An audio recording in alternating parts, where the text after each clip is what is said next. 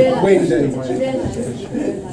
Welcome back to the second half. We're going to continue now with our second set of floor readers, and there are, I think, 5 of them. If anybody sitting over here would prefer to sit over there, by the way, do feel free, but if you're happy where you are, that's fine. Okay. Where are we?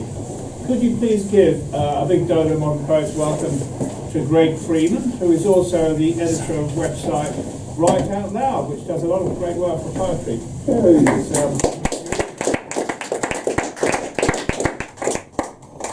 Thanks very much, Patrick. I'm going to read the last poem in this little booklet as a result of our conversation earlier this evening when we discovered we were both members of the National Union of Journalists. So this is a poem about reminiscences after 31 years as a newspaper sub-editor. And it's called The Late Shift. Those nights always hoping that nothing would happen. No bombs would go off, no earthquake or tsunami, no planes falling out of the sky. Time dawdling, only a messenger occasionally handing you wires for company.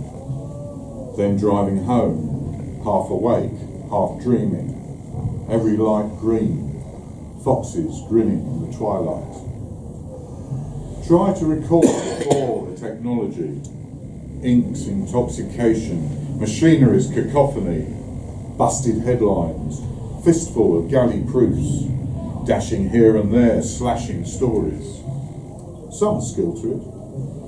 Child's play all day, kissing them goodbye, driving into London, back home, crawling into bed, rejoining your wife at 4 in the morning.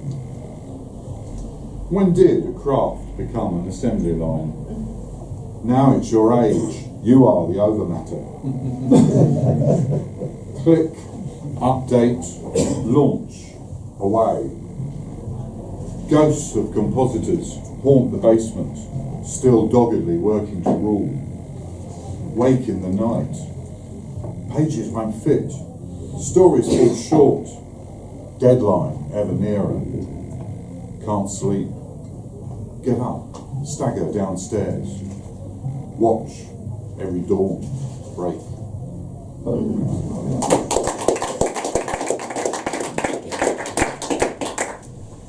Sounds very familiar to me, Greg. Sure it does. Okay, please give Greg some more applause. Next floor reader, David Andrew, please. I'll get over there where I can speak. Well, Greg and I are friends. I was explaining I'm going to read this poem because I really have got silver hair. It's called Retirement, and it starts with a quote, an anonymous poet. When I grow up, I want to retire.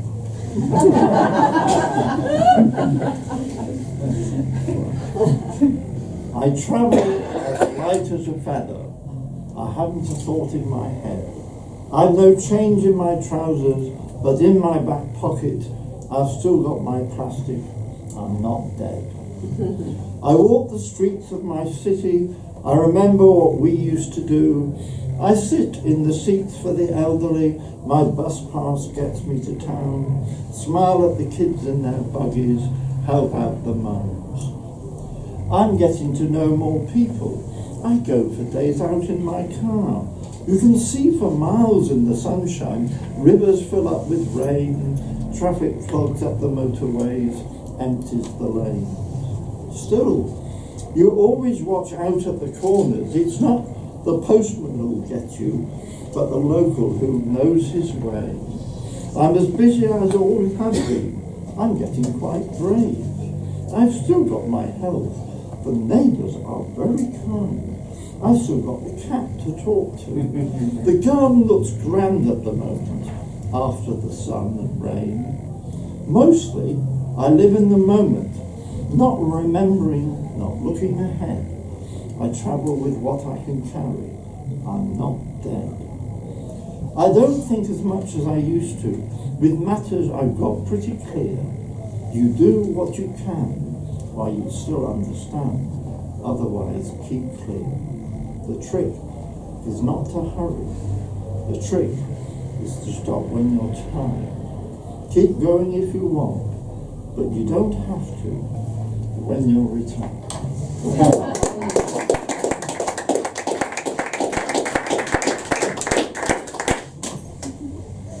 Okay. You got quite a lot of applause, but one a little bit more. And now, Katherine Lockton's our next floor reader. She's joint editor with Peter Ebsworth of South Night Poetry, which many of you will be familiar with. It's certainly the most dynamic poetry magazine, one of the most dynamic poetry magazines, and the one that is obviously centred on London, but is also about urban environments, and it's quite wide in its remit. But I'll just tell you that as background. But please welcome Katherine Lockton, please. Thank you. We're launching this issue, which is our 26th issue, 9 years and going, still going. On the 31st of March, a 7 for 7:30 start at City Lit, room 106 near Covent Garden. So do come along. It's £5 entry and free magazine worth £5. So it's not too long. If you buy the magazine now, just wave it. Yeah, if you buy it today, you get it free. So you've got some copies here. Yeah, we've got some copies to sell. So I'm just going to read one poem. But I'm reading here next month. That's right. Yeah. So I look forward to it. 27th of April. You can hear more from Katherine. Thank you. I fell out of a window when I was 3 years old in Bolivia, and I fell like 6 or 7 floors. I was caught in a blanket. So this is about that. But it's kind of warping the truth. So yeah, because I did have a little walking stick when I was like 3 to 4 years old, but it wasn't made of an apple tree. So it's called Dr. Lee and the Apple Tree. The walking stick that Dr. Lee has given me is made from an apple tree. I can still smell the apples the tree once grew. The apples are like the ones that I once drew. I lie in Westminster Hospital on Christmas Day, and Santa visits me and tells me while I play that I will walk, and says this with so much knowing that I believe his words and blush. No one will ever love me again, I cry. The man in the red suit hides his eyes. Love is the small details in life, the giving of clay buttons instead of gold rings, when words you could have said to your wife, said to your mistress, would be the final night. Thank you. More applause, please. Now the other half of the dynamic duo, Peter Ebsworth, who's also got a new book out as well. He might mention that himself.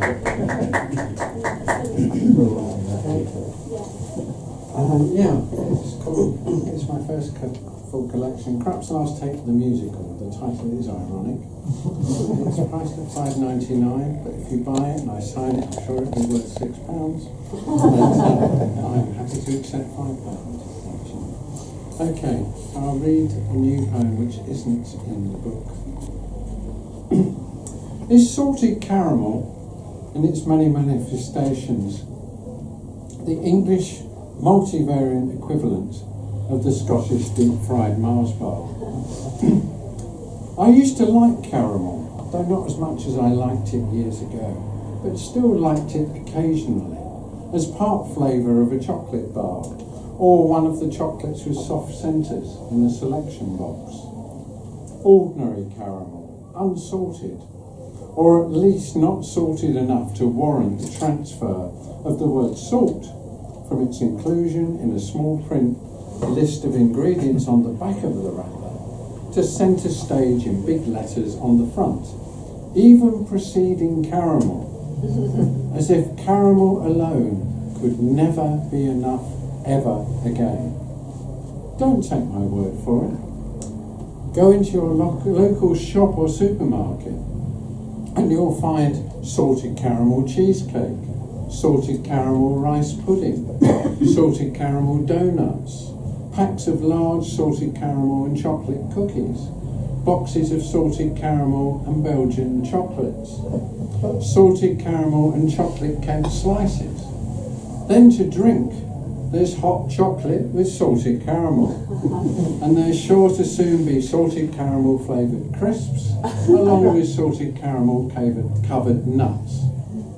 This prevalence of extra salt, adding an unhealthy layer to already sugar-imbued, if not saturated, confectionery, is something else that parents have to watch out for to protect their children's teeth, to prevent bigger dentist bills.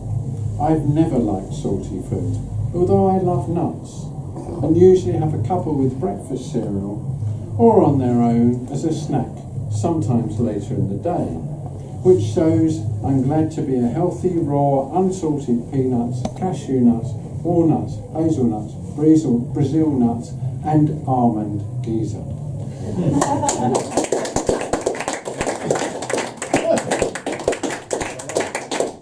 Peter Ebsworth. Thank you, Peter. And our last floor poet tonight, Lockton Carrier.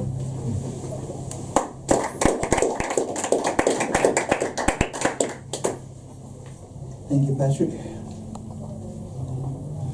When I depart from this world, you will not find me where tears run like a river, or mourning becomes as solemn as jilted love.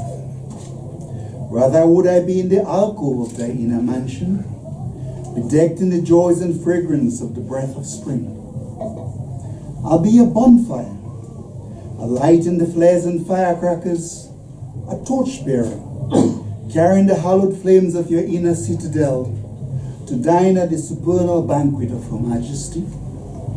I am a wayfarer and will continue to enchant you, weaving the sweet words of the beloved through the firmament of another realm, reawakening the charming melody of your heart.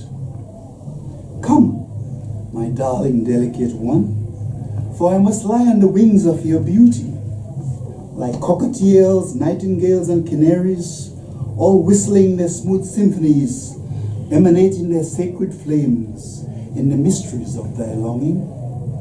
My friends will remember me for the songs of the lark, the twinkling stars, the autumnal leaves dancing on the merry hills, above the choo-choo trains in Dillsburg. We'll all chant my glories in the magnificence of the setting sun. You will find me in the running brooks, in the moon's glimmering light on the horizon. We will hold hands in your dreams, and soar with the eagle to an ineffable delight. So come, let us build a tabernacle to a queen, for the weaving of her yarns of purple satin adorns the plains and valleys, covering the zenith of the Himalayas and beyond. Spreading the wings of crimson roses, a remedial energy to the soul. Conches will blow and trumpets sound, while minstrels chant Hallelujah, all glory to our King. Thus will your spirit be full like the ocean, filled with the aroma of 1,000 candles, lighting up the greatness of the soul.